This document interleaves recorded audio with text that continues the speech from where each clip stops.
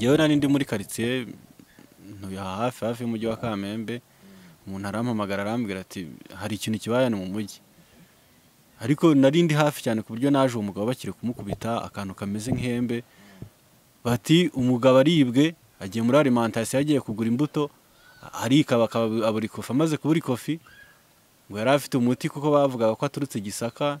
Ngiye mu kiganiro twaginanye nawe kuko nagiranye amahirwe yo kuvugana nawe, yambwiye ko avuka i Gisaka ariko ngo yari avuye muri Kongo, ngo avuye kugaruza moto y'umuntu. Naragiye turaganira, abaturage baravuga bati uko byatangiye, umuntu yatangiye kwishimagura hari imbere y'isoko, imbere y'abamotari, ariko uvuga ati ndi gukubitwa, ariko umuntu umukubita atagaragara ati ndi gukubitwa. Amaze gutera nk'intambwe zigera mu 10 abaryamye atangiye kwigaragura.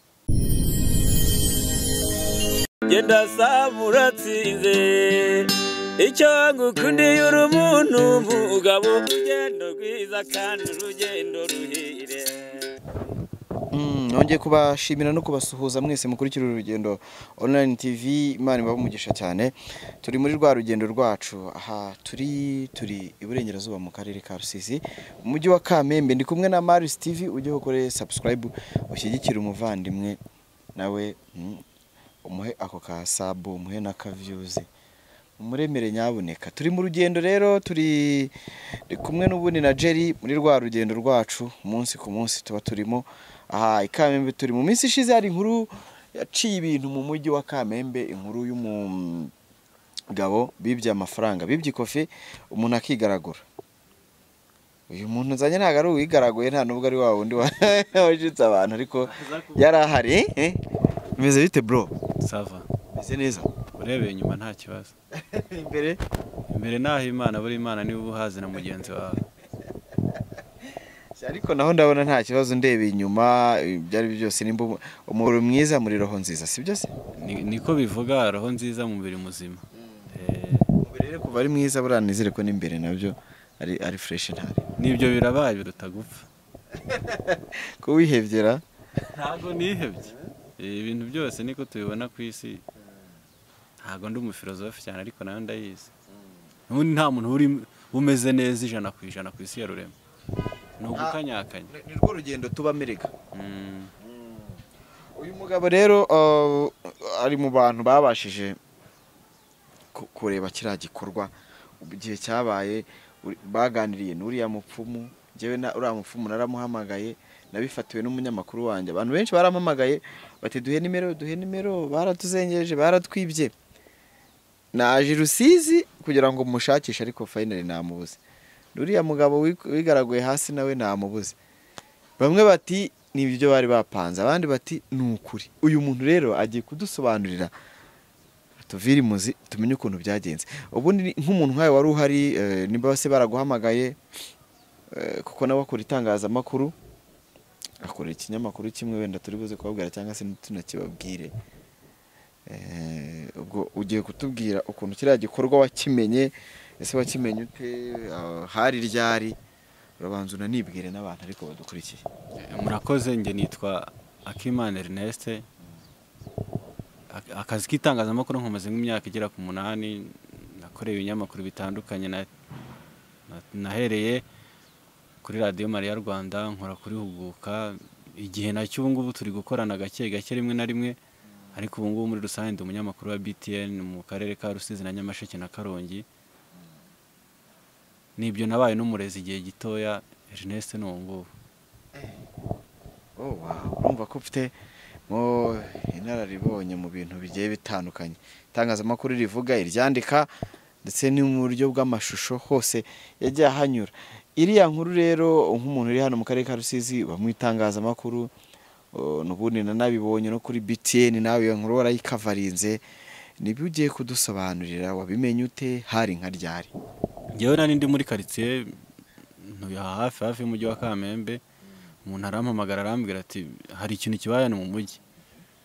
Ariko nari ndi hafi cyane ku buryo naje umugabo bakiri kumukubita akantu kameze nk'ihembe, bati umugabo aribwe agiye muri alimentation yagiye kugura imbuto, arikaba abura ikofi, amaze kubura ikofi ngo yari afite umuti kuko bavugaga ko aturutse Gisaka. Ngiye mu kiganiro twaginanye nawe kuko nagiranye amahirwe yo kuvugana nawe, yambwiye ko avuka i Gisaka, ariko ngo yari avuye muri Congo ngo avuye kugaruza moto y'umuntu. Naragiye turaganira, abaturage baravuga bati uko byatangiye umuntu yatangiye kwishimagura hari imbere y'isoko, imbere y'abamotari, ariko uvuga ati ndi gukubitwa, ariko umuntu umukubita atagaragara ati ndi gukubitwa, amaze gutera nk'intambwe zigera mu 10 abaryamye atangiye kwigaragura.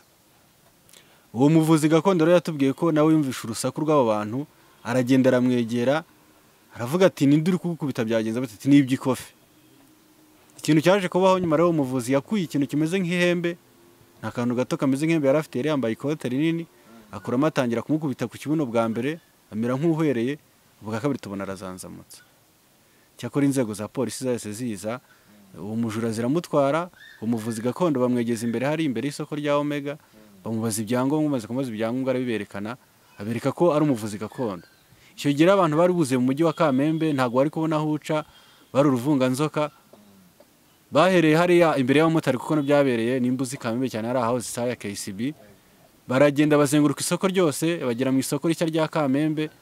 Ikintu cyatumye nuko yari ari kugenda atanga nimero, niyo mpamvu twamubonye natwe tujya kuvugana nawe, byabaye ngombwa ko afata moto, uretse ko kuvugana nawe bitari byoroshye. Abantu bati tubwire duha umuti, natwe turazengerejwe. Twaje kumusangana turaganira, atubwira amavu n'amavuko y'ibyo bintu bye, atubwira aho yabikomoye, nuko byagenze. Nk'umuntu wabyumvise se yababwiye ko yabikuye he? Akenshi tugana n'abavuzi n'ubundi gakondo, bamwe bakavuga ati nabirazwe na basogokuru, nabikuye ha naha. Nk'umuntu wagize amahirwe yo kuganira, ndabizi wamubajije byinshi, mu bisobanuro yaguhaye wumvishe ko ibyo akoresha yabikuye he? Ese ni ibiki akoresha? Ni tuzi ko abavuzi gakondo bakoresha imiti, ibyatsi, ibiki, ariko urumva ko biriya byo gushika umuntu cyangwa se kumukubita utamukozeho, birabyo ni urundi rwego. Mu kumusobanuza yagusobanuriye ko byagenze ute? Ikintu cya mbere yambwiye ko uriya muti ari uwo yarazwe n'ababyeyi, ariko avuga ko ari umuti akura mu bimera, ariko ngo cyane cyane umufasha imbaraga ukura muri Tanzania. Ikintu yambwiye ahagazeyo, yarambwiye ati twebwe abantu bo mu Gisaka nta muntu ujya utwiba. Ndamubwira nti se wemera Imana? Aravuga ati nge nemera Imana kuko Imana niyo yarema bino bimera dukoresha kugira ngo tuvure abantu. Turangije kuvugana ambwira amavu n'amavuko ye, amajyo n'amaza, avuga ko bari mu Gisaka, ariko ngo niyo wakoze ngo biriya bintu byabaye ngo Nyamirambo, ngo amasafuriya ngo agenda hejuru. Mu Gitega. Atubwira ngo yafatanyije umugore n'umugabo, ko byari byagenze, umugabo amuca inyuma. Yatubwiye ibintu byinshi cyane agenda akora. Umugabo amaze kuduha interview ntabwo twamenye hagiye. Ariko nimero ye mwari muyifite? Kuko nanjye naramuhamagaye aranankanga cyane. Ahubwo kugira ngo aduhe interview yaratubwiye ati mwe mumbaza muri bande, ibise bimariye iki? Turamubwira turi abanyamakuru, kandi twebwe hari abantu batageze hano bashaka kumenya ibyo wakoze, kandi kuba twatangaza agashya kabaye navuga ko ari nko mu Rwanda, kuko ni ibintu bavuga ko bidakunda kubaho rimwe na rimwe, babyita mu Gifaransa karare, kuko kubona umuntu akubitwa atanahari akigaragura twavuga ko ari ibitangaza, ariko ntabwo ari ibitangaza by'Imana. Nabwo ariko twasubira ko ari ibitangaza by'Imana kuko Imana ikorera mu bantu, kuko nawe yatubwiye ko yemera Imana. Mugane wa mugabo buri wese agira inyogoye. Buri muntu wese agira inyogoye. Kenshi abantu ntago bajya bemera biriya bintu, baravuga ngo hari igihe bino bintu yaba yabipanze n'uriya muntu bakabikina ari nka filme. We wari uri kuri tele koko, tunabisobanura abantu barebye kiriya kiganiro, wabonye bishobora kuba byari filme? Wabonye bishobora kuba byari ukuri? Ugerekereje n'ukuntu waganiriye n'uwo mugabo, wabonye n'uburyo yigaraguraga hasi, wabonye koko uno mugabo ibi bintu yabikora bifitiye ubushobozi? Buriya rero mvuze ngo byari filime naba mbeshye, sinanakomeza ko itari filime, ahubwo burya nyir'ubwite niwe usobanura ikintu cyari cyo. Cyakora njye uko nabibonye, nta muntu wakwiyamamaza, niko abanyarusizi bakunda kuvuga ngo nukwiyamamaza, cyangwa nta muntu wakugira ku karubanda kuriya ngo yigaragure mu isoko, ngo atere intambwe imwe, aryame hasi, akubitwe ihembe, abantu barenga 2,000 bakujya hejuru. Kuko na polisi y'igihugu yahisiza uwo muntu, bagumye bamuhamagara ati byagenze bitati, mushake uwo muntu mumukize, kuko nibijya kumuvamo ashobora guteza izindi ndwara. Ngiye mvuze ko ari filme naba mbeshye, kandi narabihakanye naba mbeshye. Polisi yamutwaye ureba? Uwo icyo gisambo yagikuye mu bantu njye kubera ko nandi gushaka interview zo umugabo mubaze ese uyu muti ukuraho amavu n'amavuko yawe njye nahise ngenda ndamukurikira kuko nakubwira ko interview njye ntayifate na hano mu mujyi byasabye ko nanjye ngenda nk'iminota nka 20 ngiye kumushaka ahantu yari yagiye kuko naramuhamagaraga akankanga akambwira ati biramarira iki ambwira ati njye sinkunda kuvugira mu by'itangazamakuru ku bwa burembe niko abanyarwanda bavuga aza kuvuga ati nabanje kumujyana ku ruhande uwo muntu wari wibye cyangwa se icyo gisambo ntago bamenye inkomoko yacyo ntabwo mwigeze mubasha kumubona njye namubonye haguruka polisi mushorera cyakora kubera ko hano mu mujyi hano iwacu ni Kamembe mu mujyi wenda hari genza amugaho nkamubona ariko kugira ubusi ndamubona ariko hari abandi bagabo baje kumukurura nyuma baramubwira ati ese kiriya kintu koko nibyo aravuga ati nanjye numvaga umuntu ankubita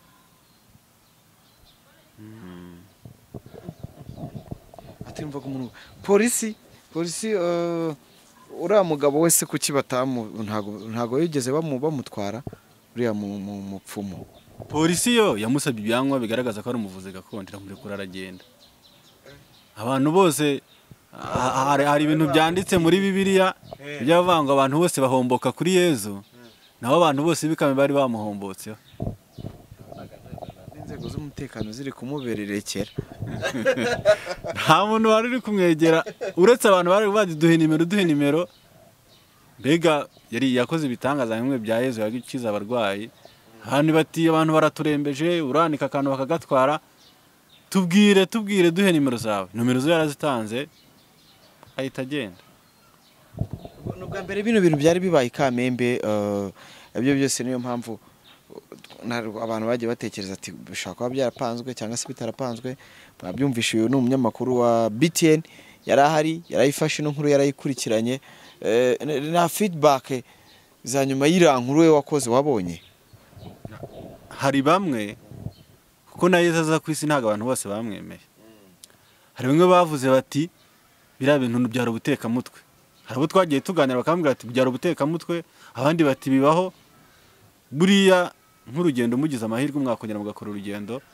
kuko ni ku kazi kanyu ko gukora urugendo no gusura abandi mukajya kumubaza mukamwegera mukamubwira ati se biriya bintu usanzwe ubikora biriya bintu nimaje jewe yanyemereye ikiganiro naramuhamagaye arambwira ati ariko sinshaka kwiyamamaza simbishaka reka mbanze mbitekerezeho ikiganiro nzakiguha nanjye nagezemo ubwoba bw'iki ahubwo wowe abanyamakuru kuko wagize nuko utari uri kumubona amaso ku yandi kumureba ateye ubwoba ibintu abaswari bajya bangwira kuwa vita yari intambara kugira ngo ufatire interview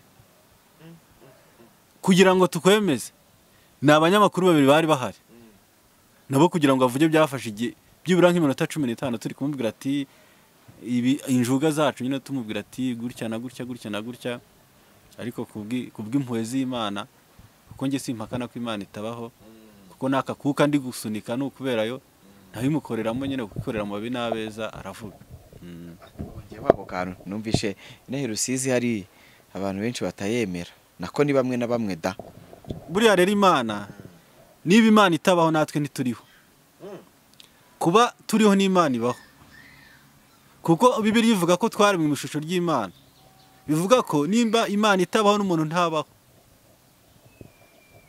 cyo kintu wacyumvira tugende ku myemerere yawe mbo ntabwo nzari yihe biriya bintu wabikoresha biriya byo umuntu yakwibye byo gushikisha umuntu hari indirimbo ya Sauti Sol igivuga ngo Mungu akileta mtoto na leta sahani yake labda itakuwa ni sahani mbaya au nzuri inzira z'Imana zo zirenga igihumbi Imana ishobora gushisha muri ziranzira kugira ngo gakirarye kuko gakira amazi iminsi inzara yaramwishe kavuga ati kugira ngo gakirarye nuko Ernest ari buta amafaranga nayata cyangwa nuko bavango kwiba n'icyaha ariko ibintu byose bitibaho kubera imbaraga z'Imana kuki se uryama mu gitondo gakangukunda gapfa kuki se ugenda ugati kofi mu gitondo kayitora kuki se ubuse n'abantu bazindutse ku ndege bagiye gukorera amafaranga ariko bayabuze hari undi uri kubaka etage nge singira n'icyumba ntahama inzira zose z'Imana ikishamo zishobora kuba nziza cyangwa mbi biriya bintu nge sinabikora ndabikuraza ari nk'umubyeyi wawe wabigumana ukajya ubikoresha biriya azabijyane. Hari amastrategie abaho mukuraga. Umuntu ashobora gukuraga ikintu kacyanga. Uzajye kureba abavanganzo. Ntago nzi ubuvanganzo cyane kuko twaraniganye.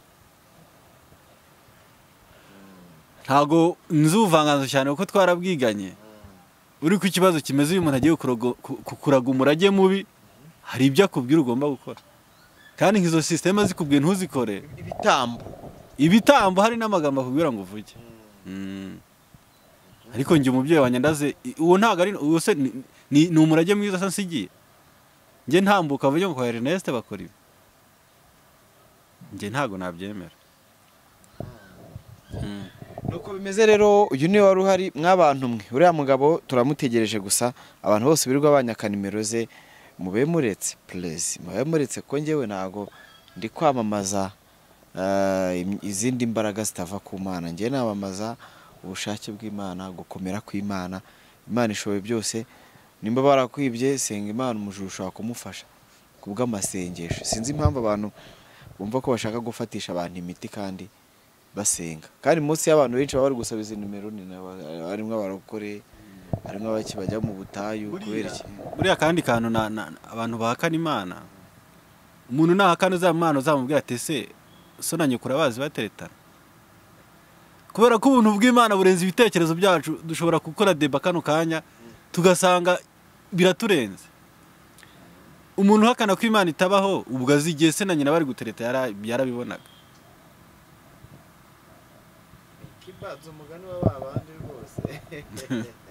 Ikibazo reka gushimire cyane ubwo wenda ubwo tukiri muri uno mujyi tukiri kuwutemberamo nzi yuko wenda dushobora kubona uriya muntu wari wibye kuko uyibwe we ntabwo ari uwinaha uriya mupfumu cyangwa se umurozi ndakeka igisaka ryubwo ni Kibungo.